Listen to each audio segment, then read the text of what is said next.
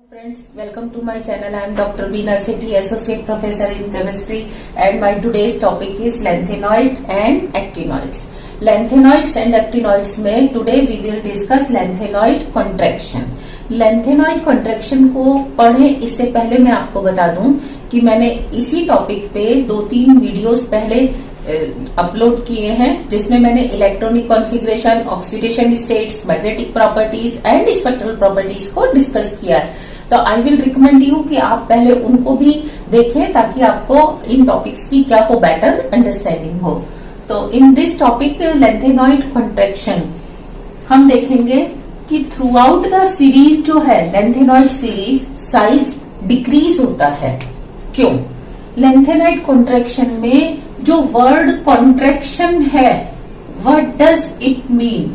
Contraction means सिकुड़ना, यानी कि अंदर की तरफ कॉन्ट्रैक्ट होना, अंदर साइज शेल्स का अंदर की तरफ श्रिंक होना. यू कैन से कॉन्ट्रैक्शन मीन्स श्रिंकिंग, कि अंदर की तरफ श्रिंक हो रहे हैं.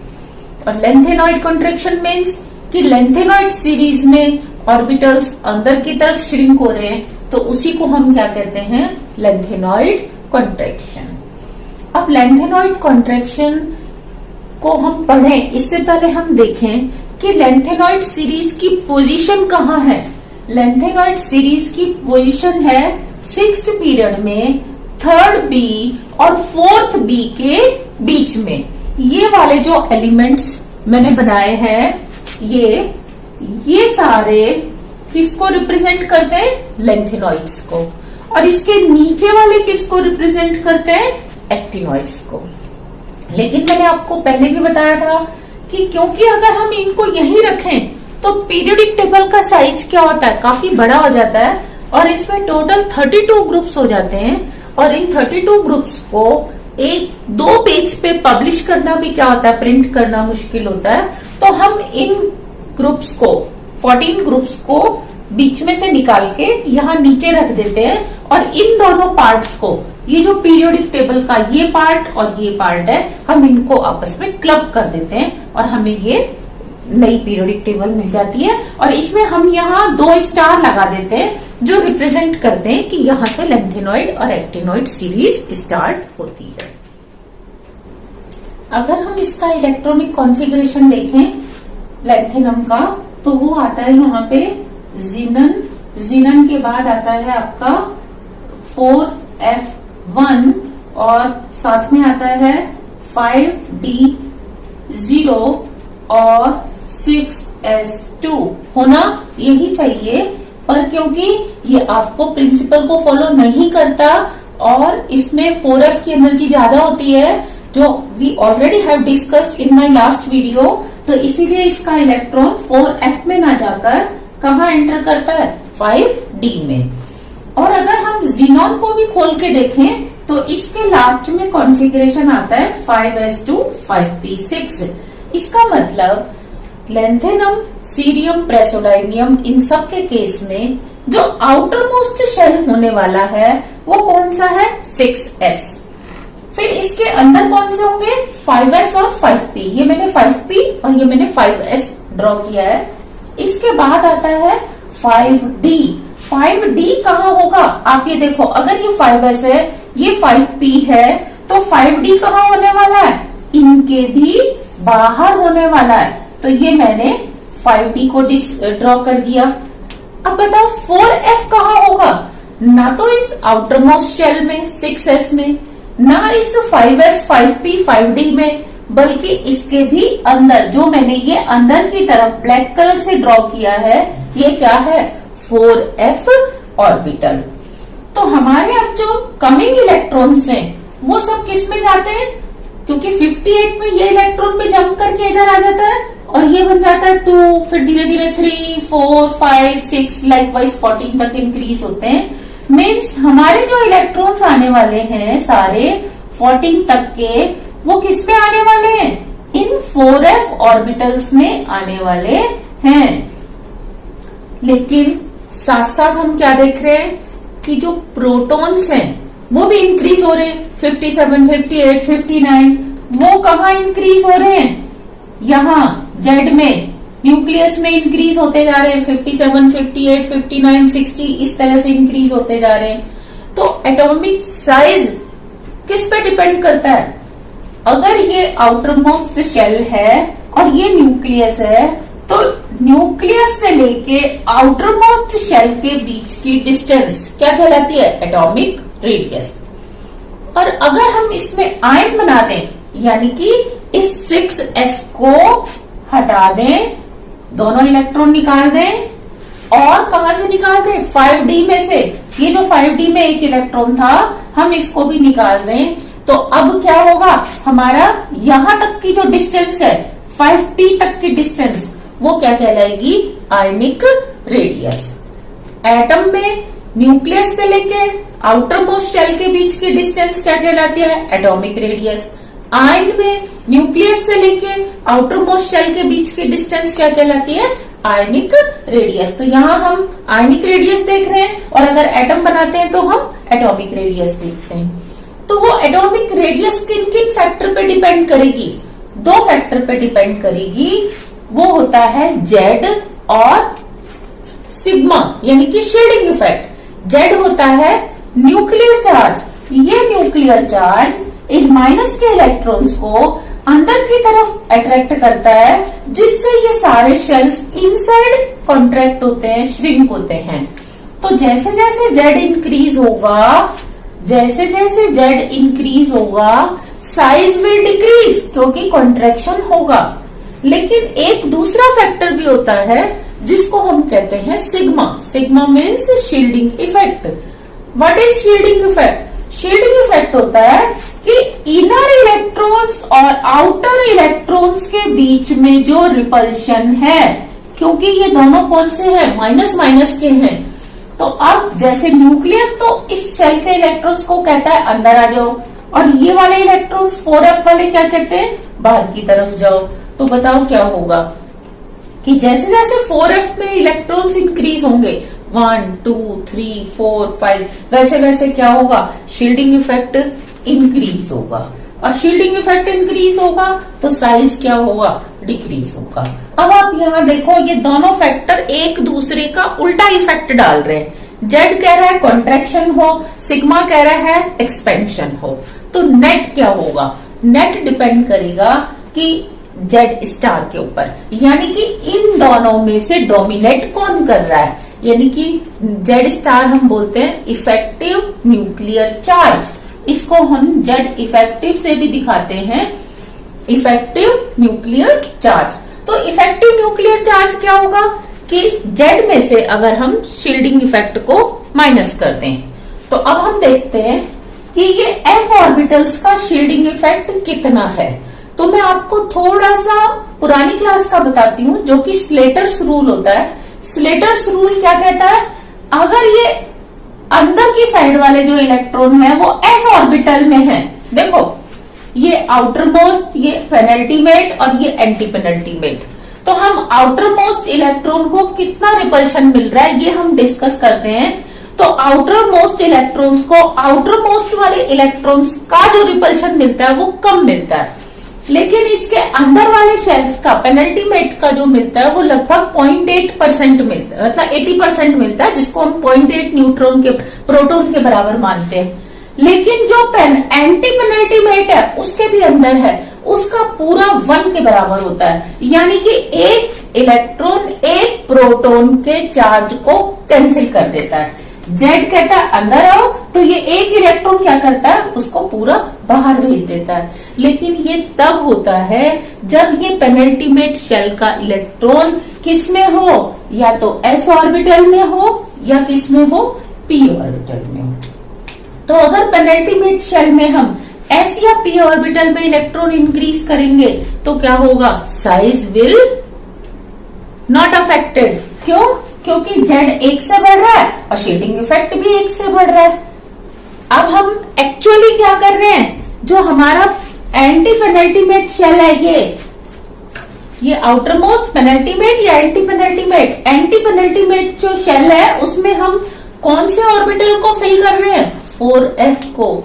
इसका शील्डिंग इफेक्ट पूरा 1 के बराबर नहीं होता। अब नहीं होता तो क्या होता है, यानी कि ये पूरे एक प्रोटॉन के बराबर उसको शील्ड नहीं कर पाता। तो अब क्या होगा, नेट न्यूक्लियर चार्ज इंक्रीज होगा। और जब नेट न्यूक्लियर चार्ज इंक्रीज होगा, देखो अगर ये भी एक बढ़ता ये भी एक होता तो फिर तो ये नहीं बढ़ता, लेकिन अब ये एक से बढ़ा और ये एक से कम से बढ़ा, तो इसलिए जेड इफेक्टिव क्या हो गया, इंक्रीज हो गया। तो यहाँ पे पहला फैक्टर आता है कि ये जो 4f ऑर्बिटल है इसका शील्डिंग इफेक्ट क्या होता है, कम, ये न्यूक्लियस को पूरा कवर नहीं करता। और दूसरा, इसका जो यहाँ से यहाँ रिपल्शन है वो भी क्या होता है, कम। क्यों, क्योंकि ये हाईली डिस्पर्स्ड है, किसी एक जगह कंसंट्रेट नहीं है। 6 डायरेक्शन में एक इलेक्ट्रॉन जा रहा है, तो इसका मतलब क्या है, 5 साइड से तो खाली है ना, एट ए टाइम वो एक ही जगह होगा। तो इसका शील्डिंग इफेक्ट कम होने से जो जेड इफेक्टिव है वो क्या होता है, इंक्रीज होता है। तो आप जब 57 से 58, 58 से 59, इस तरीके से 57, 58, 59, 60, 61 जाते हो, तो ये जो शेल्स हैं वो अंदर की तरफ रेगुलरली और ग्रेजुअली क्या होते हैं, इनसाइड कॉन्ट्रैक्ट होते हैं, जिससे इनका साइज डिक्रीज होता है। And this decrease is called lanthanoid contraction. अब ध्यान दो, अगर सबसे पहले एलिमेंट का लेंथेनम +3 वाले आयन का अगर हम साइज देखें तो वो ऑलमोस्ट बराबर होता है 1.05 एंगस्ट्रॉम, यानी कि वो लगभग अगर इतना बड़ा है, तो जैसे जैसे आप लेफ्ट टू राइट मूव करते जाओगे तो size will gradually and regularly it will decrease. लेकिन यहाँ सेंटर में mid of the series europium +3 के केस में क्या होता है, F7 कॉन्फ़िगरेशन हो जाता है। जब F7 कॉन्फ़िगरेशन होता है तो यानी कि हाफ फील्ड कॉन्फ़िगरेशन होता है, तो वहां पे शील्डिंग इफेक्ट थोड़ा सा ज्यादा इंक्रीज होता है, क्योंकि ऑर्बिटल्स अपनी फुल टेंशन में होते हैं, फुल साइज में होते हैं, और वो उसको थोड़ा सा न्यूक्लियस को ज्यादा कवर करते हैं। तो इसीलिए यहाँ पे शील्डिंग इफेक्ट ज्यादा होने से nuclear charge, effective nuclear charge उतना नहीं बढ़ता, वो थोड़ा कम बढ़ता है। तो यहाँ पे साइज थोड़ा सा क्या होता है, इंक्रीज, फिर ये रेगुलरली क्या होता है, डिक्रीज, और लास्ट में फिर क्या होगा, जैसे ही आप ल्यूटीशियम पे पहुंचते हो तो वहां पे फिर क्या होता है, साइज थोड़ा सा इंक्रीज होता है। वाई इंक्रीज, क्योंकि वहां पे कॉन्फ़िगरेशन क्या आ जाता है, F14 मतलब फुलफिल्ड कॉन्फ़िगरेशंस का भी शील्डिंग इफेक्ट क्या होता है, ज्यादा होता है, इसलिए इफेक्टिव न्यूक्लियर चार्ज उतना नहीं होता।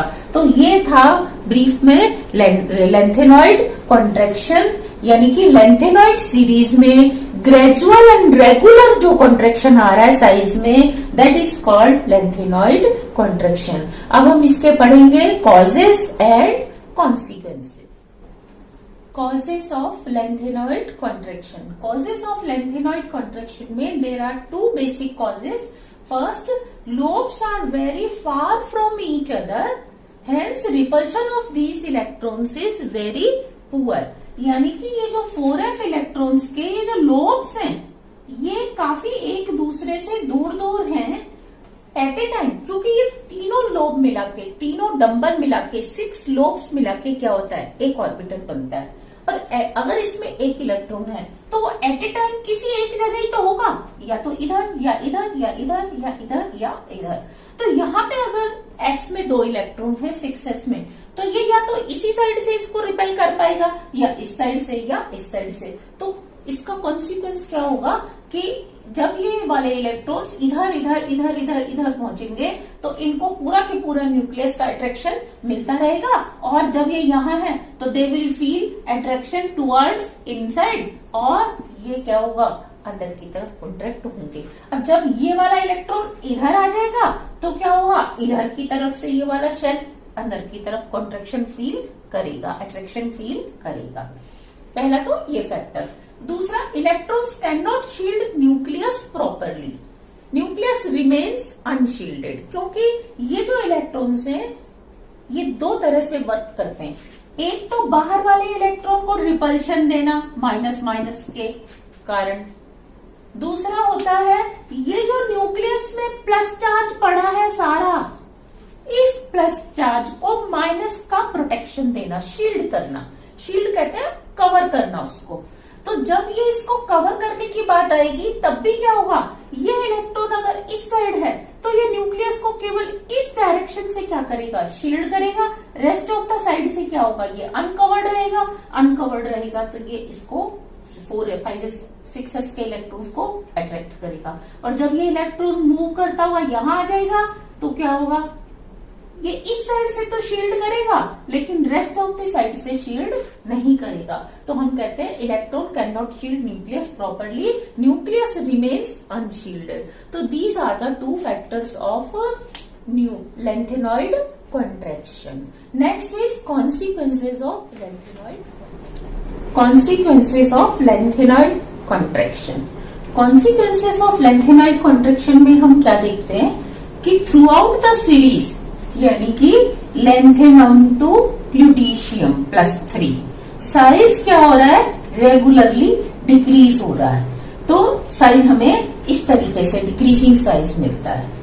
Second, increase in standard electrode potential, क्योंकि साइज जो है लेफ्ट टू राइट क्या हो रहा है, लेफ्ट टू राइट डिक्रीज हो रहा है, तो इसीलिए स्टैंडर्ड इलेक्ट्रोड पोटेंशियल की value means m+3 3 electrons give m for lanthanum and for lutetium both.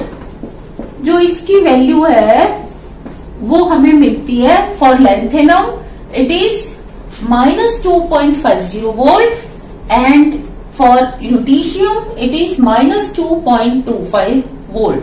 तो it means the value of standard electrode potential increases, यानी कि ये आसानी से इलेक्ट्रॉन लेकर क्या करेगा, रिड्यूस्ड हो जाएगा, क्योंकि इसका साइज क्या है, छोटा।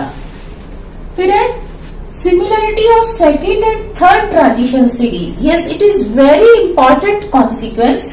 आप देखो ये पीरियोडिक टेबल में जब आप स्कैंडियम, टाइटेनियम, वेनेडियम लिखते हो तो यहाँ थर्ड बी में स्कैंडियम के नीचे क्या लिखते हो, इट्रियम।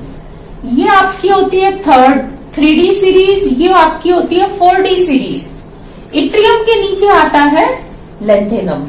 तो किसी भी ग्रुप में टॉप टू बॉटम साइज क्या होता है, इंक्रीज होता है, यानी कि इसका साइज इतना है तो इसका इससे और इंक्रीज होगा और इसका इससे और भी इंक्रीज साइज होगा। लेकिन लेफ्ट टू राइट क्या होता है, साइज डिक्रीज होता है। तो हमने देखा था ये जो lanthanum से लेके ल्यूटीशियम तक के जो मेटल थे वो इन दोनों के बीच में, स्कैंडियम के जस्ट बाद टाइटेनियम नहीं है।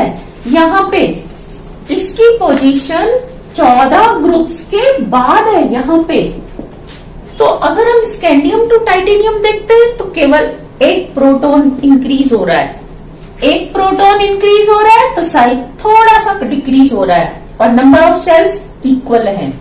जबकि आप जब lanthanum से ल्यूटीशियम करके और फिर आप किस में जाते हो, हाफमियम के बाद और आगे सीरीज में चलते हो 4D सीरीज में, और यहाँ ये 4D सीरीज है, ये 5D सीरीज है।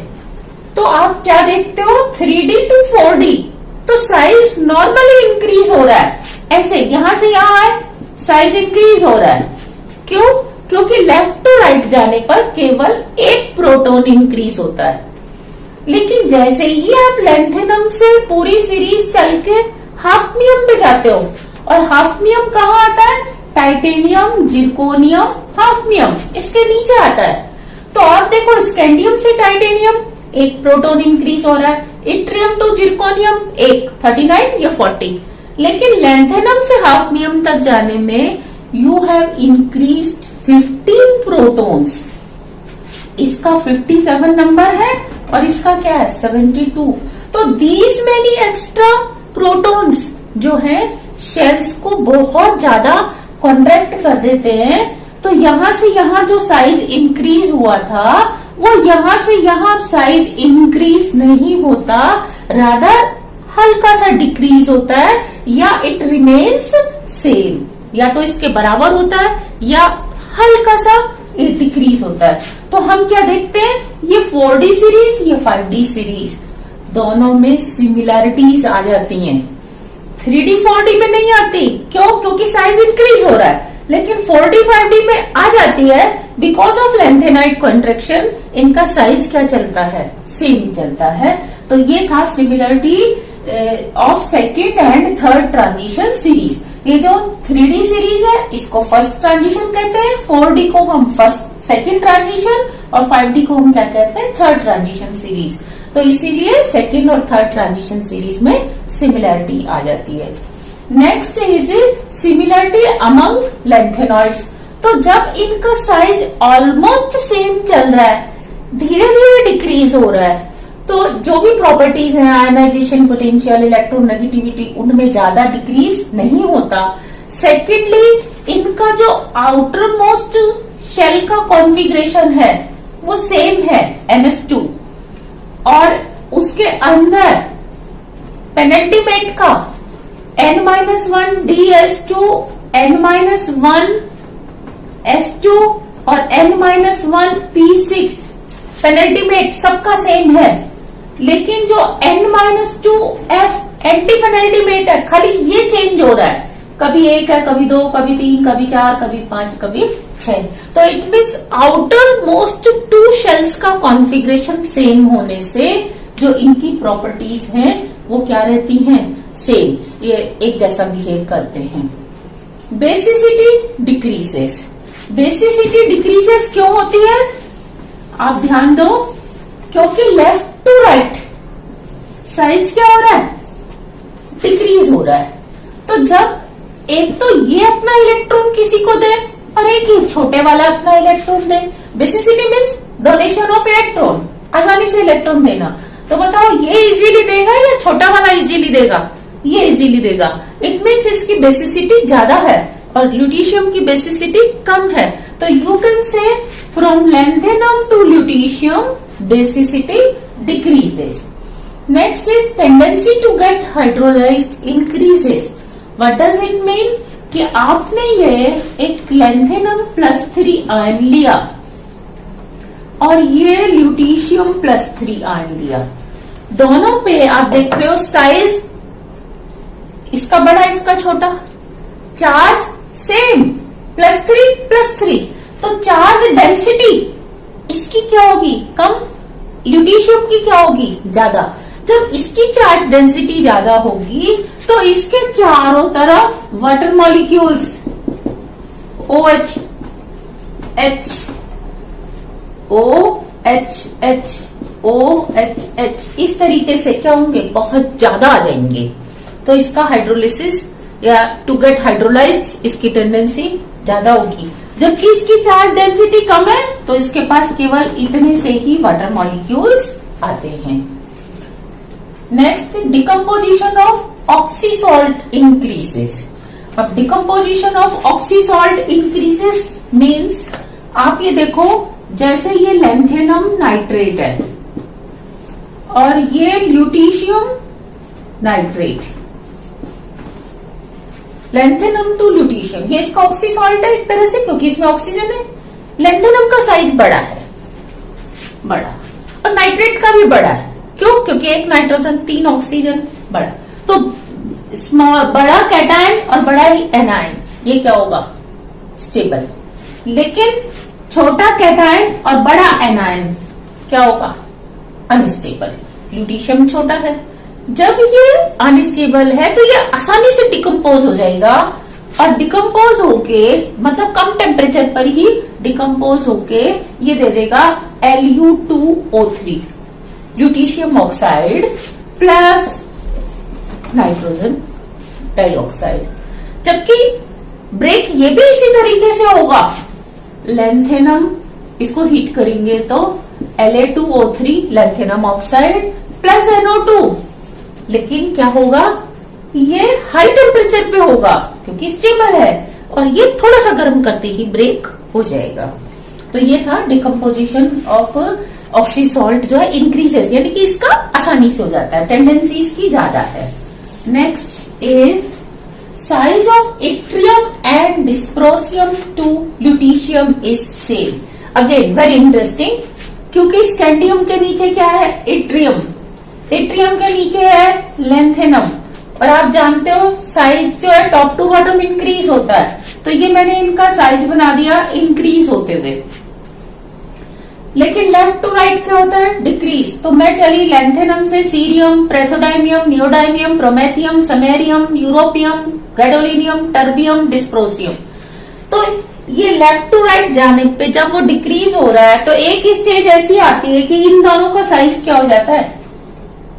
डायगोनल रिलेशनशिप के जैसे ऑलमोस्ट सेम हो जाता है। तो हम क्या देखते हैं? इट्रियम का साइज, डिस्प्रोसियम, डिस्प्रोसियम के बाद होल्मियम, इरिडियम, थूलियम, यटरबियम, लुटीशियम, यानी कि जो पोस्ट वाली लेंथेनाइट सीरीज है, पीछे वाली जो हैवी लेंथेनाइट सीरीज है, उसका साइज इट्रियम के जैसा होता है। तो इसीलिए इनकी प्रॉपर्टीज भी क्या होती है? एक जैसी होती हैं। और नेक्स्ट, नेचर में जो मिनरल्स हैं, उन मिनरल्स में भी ये लेंथेनॉइड्स इट्रियम के साथ ही मिलते हैं। जहां इट्रियम के सॉल्ट मिलेंगे वहीं की वहीं आपको लेंथेनॉइड के सॉल्ट भी मिलते हैं। और क्योंकि इनकी प्रॉपर्टीज एक जैसी होती है, सिमिलरिटी अमंग लेंथेनॉइड्स होता है, इसीलिए इनका separation is very very difficult task, क्योंकि इनकी सारी प्रॉपर्टीज लगभग एक जैसी हैं। रिएक्टिविटी इज सिमिलर, क्योंकि इनका configuration outer most penultimate configuration क्या है? सिमिलर, इसलिए इनकी प्रॉपर्टीज भी क्या होती है? सिमिलर होती हैं। तो ये था consequences of lanthanoid contraction. Now my question is कि क्या एक्टिनॉइड कॉन्ट्रैक्शन भी ऐसे ही होता है? What you mean by actinoid contraction? Actinoid contraction में क्या होगा? यहां हम 5f ऑर्बिटल लेंगे, 5s के बाद ये 5f के बाद हम 6s 6p और ये 7s।